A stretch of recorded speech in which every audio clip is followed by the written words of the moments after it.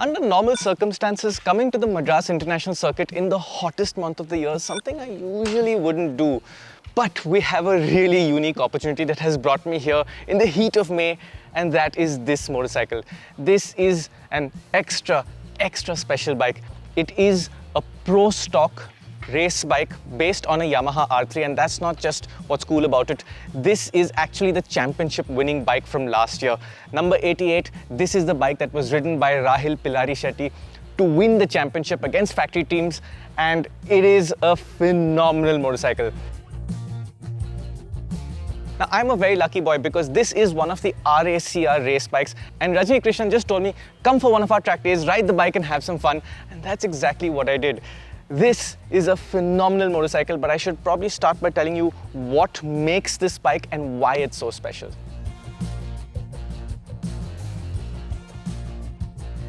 Now, this bike is under the Pro Stock 300 to 400 category, which is the highest category of racing at the moment in India for Indian race bikes.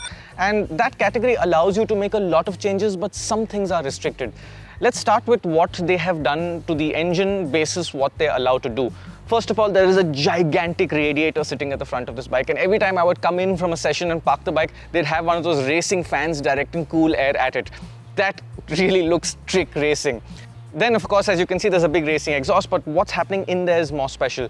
They have a slightly bigger set of valves, they've got head porting done, they've got a racing ECU. The racing ECU brings in a Quickshifter. Unfortunately, this is one of the older cable throttle body bikes and not ride-by-wire, so this cannot have an auto blipper, but it does have a Quickshifter. It's also got larger throttle bodies, big intake trumpets feeding air into the engine, and racing cams. The overall effect of this is that this bike produces 55 horsepower, and that horsepower is measured on the dyno, and when you measure the stock R3, they were getting about 36 horsepower, so there is a big jump in performance. It also sounds really good. You'll hear it in the riding shots, but I might as well just give you a little taste of what that is like. The engine's cold, so we're not going to rev it too much, but this will give you an idea.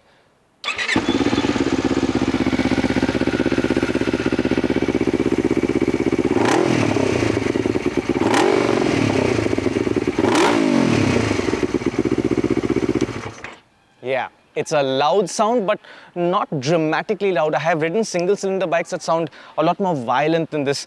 This was actually quite a nice sound and quite an enjoyable sort of accompaniment to the riding experience. Now, what is it like to ride?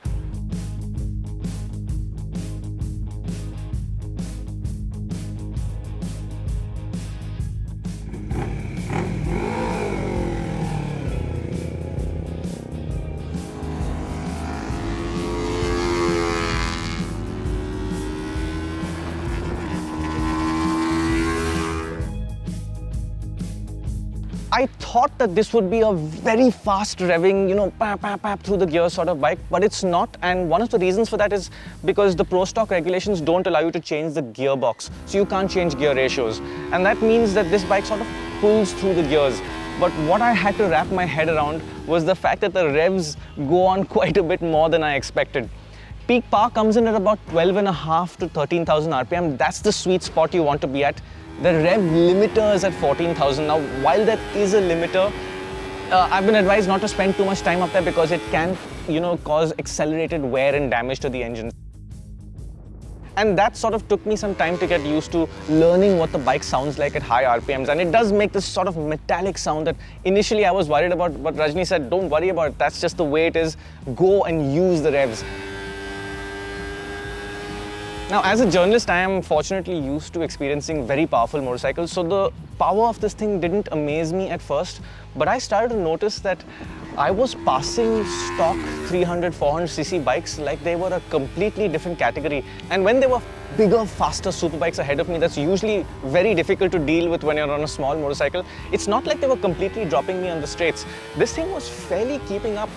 And what I heard from Rajini was when they race these bikes around here, as per the trap speeds recorded by the transponders, this bike is doing 190 at the MIC circuit where there are not really that long straights. So this is a deceptively fast motorcycle. What really blew me away though, more than the power in the engine, is the way it feels. There's been a lot of work put into making this as light as possible, given what the regulations allow. They could make it even lighter, but within the scope of the regulations, it's as light as it can be. This is 132 kilos with fuel. How do they do that? Well, all of the bodywork is completely fiberglass. It's as minimal as it can be. Carbon fiber bodywork is not allowed as per these regulations. The subframe has been cut out here. They've made a completely new aluminum subframe that helps save weight. The fuel tank itself is aluminum. I picked it up and it was shockingly light. It holds just about 8 liters, which is more than enough for a race.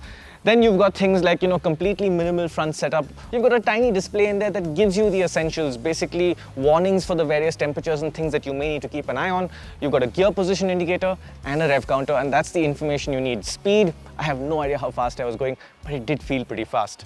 As for the chassis elements, again, the regulations allow that you can have aftermarket suspension, but you can't do much with the brakes. So this bike is running a K-Tech front end and an Öhlins rear shock. The braking setup is standard, that is the standard caliper and the standard master cylinder, and they can't do anything about it. While that may seem like a negative, this bike is carrying so little weight that the braking was really good, and there is no really hard braking zone in this circuit. So for me, there was no issue with braking whatsoever. A couple more small details on this bike that are nice to see is there's a bunch of RCB products. You've got nice levers, you've got a brake lever protector, which is actually quite important in racing. You've got a steering damper in there, which again, not something I felt the need for yesterday, but at the level these guys are pushing, sometimes a bike can get really loose, wild and out of control, and a steering damper helps. One more detail I wanted to show you is this chain. It is such a thin, light chain. That alone must be having such performance benefits. It's an RK chain, and because it is so small and pushed so hard, they change this every race weekend. Tires, this is an MRF sponsored championship, so they run on MRF slicks. There was phenomenal grip. I'm told that these tires will give you full performance for about 15 to 20 laps. I did about 6 sessions through the day yesterday, and my pace is far lower than India's top level racers. So I never really pushed the tires as hard and as extremely. I was completely fine with these tires, great amount of grip, but not a lot of feedback. It's not like they were very communicative in terms of what was going on with the grip, but I knew that there was lots of grip. I only had a couple of small moments at the rear that was a sort of warning, the rear steps out, but the bike behaved very well. And to me, that was a really impressive thing about this bike is it is effectively the fastest Indian-made race bike to have ever won at this circuit. Nothing has ever gone faster at Chennai apart from a few high-level track superbikes ridden by very advanced riders. So I was quite surprised that this is a rather friendly thing, but you have to understand that the lap times that I was running at were quite a bit slower than what the national level riders do. I was just about breaching the 2-minute mark at Chennai, which is probably the fastest I've ever gone here, but the lap record set by this bike is a 147, which if you know this circuit just blows the mind. I think there's very few, if any, superbikes out there that in stock condition with stock tires would actually lap this track that fast, and that's how impressive that is. Now, one of the things I suffered with initially is that it's a small motorcycle and it takes a different sort of riding experience. The foot pegs are adjustable, the clip-ons are adjustable, and in the morning we set up the bike to make it a little more comfortable for me, which basically meant dropping the foot pegs to their lowest position. The seating position actually wasn't too bad. I wasn't feeling completely locked in on the motorcycle. It was fairly comfortable, even though it's a slim and small bike. What strangely enough gave me the most discomfort is this. There is a very quick throttle out here. It's just a short turn. And because it's so quick, it's running a big pulley, it's heavy. I am fairly spoilt. I'm used to riding most modern motorcycles these days. They all have light throttles, and this took some getting used to. I got quite a bit of fatigue out here. It's just something I need to get used to. And effectively, that's what these race bikes demand from you. They need peak fitness, and I'm far from that. So what is the handling like? It's amazing. No matter how much I pushed myself, I knew that this bike could take far more cornering speed. I had to really rewire my brain to say, it's okay to throw this bike into a corner that fast. I never really got up to the limits of how much corner speed this thing can sustain, especially with how you can throw it into a corner, because my brain was panicking whenever I tried doing that too much, and that made me stiff on the bike, and that just makes things go wrong. But when I was out with the bigger bikes on track, even some of the faster ones, the way I would catch them through the corners was phenomenal. You would run right up to them and then they would get away from you on the straights. So the handling on this thing is a dream, and in many respects, I think that this could make a fantastic track bike. Don't have the engine in such a highly tuned state because there's a proper reason for that. But you could convert a bike like an R3 into something like this, which is with great suspension, low weight, grippy tires, nice brakes, and you'll have a wonderful time at a smaller racetrack like the Madras International Circuit.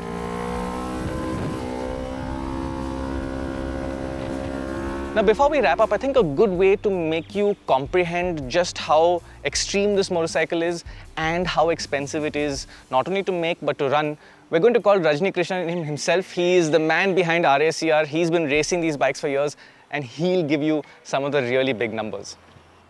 Right. First of all, Rajini, thank you so much. This was definitely one of the highlights of my motorcycling career. Yeah. It's such a different bike, and you can tell that it's really special.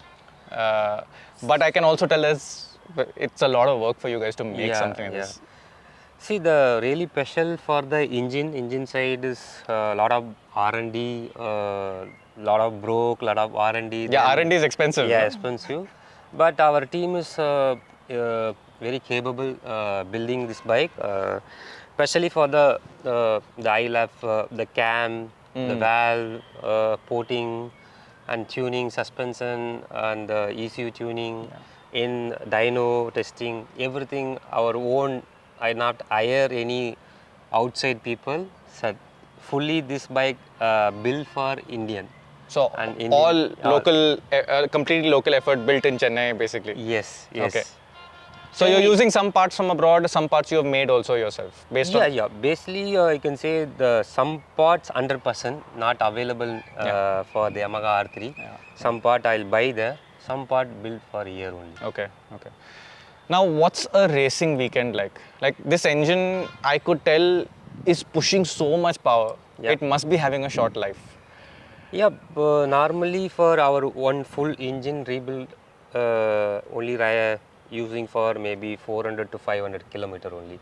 That is, you can say the race weekend almost you will complete for the 250 to 300 kilometers. So you can't into 2 race weekends. Almost you'll go, but you'll do. It's a risk. Yeah, you'll do for the every race service and full engine. First race maybe you'll freshly rebuild all full. You can say connecting rod, pistons, bearings, everything will change. Crankshaft. Everything, crankshaft. It's all changed. All changed. Yeah, everything new. Maybe the second round just change for all the O-rings items. Okay. And maybe valves. And important maybe the rings, everything for the second round. Right. Rebuild again for the small things to change and service also. Yeah. Like a running cost huge. I need to for maybe the national running 5 round up national championship. I need to rebuild and full at least 3 times. And how many bikes are you running? I run 3 bikes. So you are racing yourself. Last year you raced. Yeah. And legend, 11-time national champion in case you haven't already heard. Yeah. And Rahil won the championship, your teammate last year. You've got one more rider who is? Ragil Chetty is ride one top riders and even Anish Shetty also ride with our team. Okay. And Alvin Javier also ride. Okay. So you've got 3 race bikes. Do you have any backup bikes? I have one spare bike also, but usually see the budget is issue. Yeah, I can imagine. Without manufacturer support, only our main sponsor, the Castrol. Yes. Is and the bike looks great in that livery as well. yeah. Because then even in Malaysia, also same graphics running. In even Malaysia, everybody say the very beautiful colors and graphics. Yeah. Yeah, this whatever I told, the very difficult for us getting for the sponsors for the national championship. Sponsor is always very hard to get because this category, especially for the investing a lot of money for the R&D plus and the parts. Okay, maybe one rider crash. Yeah. Maybe you think about fairing, maybe exhaust broke for the any fork something. I need to again spend for 1 or 2, 3 lakhs again.